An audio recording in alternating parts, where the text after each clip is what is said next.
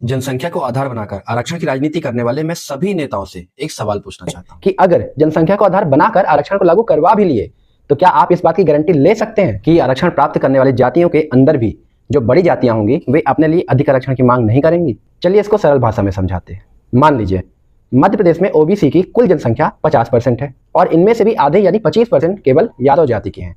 तो क्या आप इस बात की गारंटी ले सकते हैं कि यादव जाति के लोग जिनकी जनसंख्या ज्यादा है वे लोग अपने लिए कुल ओबीसी आरक्षण का आधार नहीं मांगेंगे? अगर आपका जवाब नहीं है तो मैं आपको याद दिला देना चाहता हूं कि यादव जाति के लोग पहले ही ओबीसी को मिल रहे कुल आरक्षण का 50% से अधिक मांग चुके हैं और उनका यह मानना है कि उनकी जनसंख्या ओबीसी की कुल जनसंख्या के आधे से अधिक है। और यादव जाति की यह मांग भी अपनी जगह बिल्कुल ठीक है, क्योंकि जब आरक्षण का बंटवारा जनसंख्या के आधार पर हो ही रहा है तो वे ज्यादा जनसंख्या वाली जात होकर कम में संतोष क्यों करें? अब आप बताइए, आप या आपकी सरकार उन्हें क्या कहकर मना करेंगे? दूसरा सवाल, ओबीसी वर्ग में ही जिन जातियों की जनसंख्या बहुत कम है या 0 कुछ में है, क्या आप उनको दशमलव में सीट देंगे?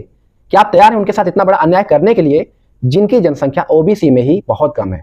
और यही बात ओबीसी वर्ग के कम जनसंख्या वाले साथियों को समझनी पड़ेगी कि ये मांग आपके लिए भी कितनी खतरनाक साबित हो सकती है, क्योंकि अगर एक बार आरक्षण का आधार जनसंख्या बन गया तो जनसंख्या के नाम पर कल आपका भी शोषण होना शुरू हो जाएगा, क्योंकि आपकी संख्या कम है। देखिए, अनारक्षित सीट सभी वर्ग के विद्यार्थियों के लिए है, चाहे वो सामान्य वर्ग का हो, ओबीसी का हो, एससी या एसटी का हो।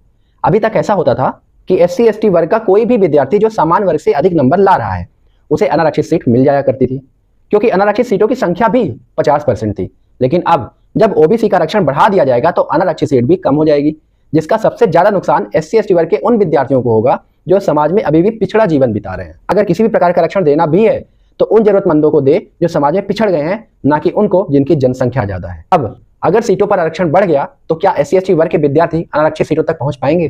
क्या ये नेता सत्ता को पाने या उसे बचाने के चक्कर में देश को अराजकता की आग में तो नहीं झोंक देंगे? अगर ये मेरा वीडियो उन नेताओं तक पहुंच जाए तो पूरी ईमानदारी के साथ जवाब दीजिएगा, क्योंकि ये पूरा देश जानना चाहता है कि आप आरक्षण के बहाने देश में आग तो लगाने नहीं निकल गए। कहीं आप जातियों के बीच गृह युद्ध तो नहीं करवा देंगे और कहीं आप भारत को खंडित करने का सपना तो नहीं देखने लग गए हैं देश को जातियों में तोड़कर।